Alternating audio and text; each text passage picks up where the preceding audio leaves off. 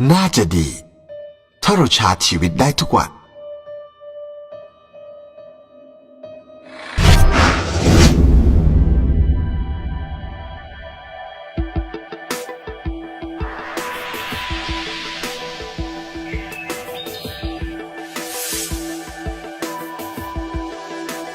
ได้ปล่อยตัวเองให้อยู่นิ่งๆดึงพลังออกมา ปล่อยทุกอย่างไปกับพื้นที่กว้างๆ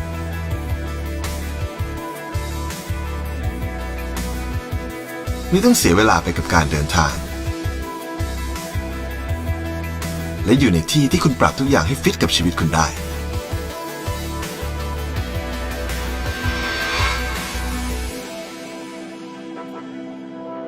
ความลงตัวของพื้นที่ชาร์จชีวิต นิชโมโนสุขุมวิทแบริ่ง Life Charger พรีเซล 30 กันยา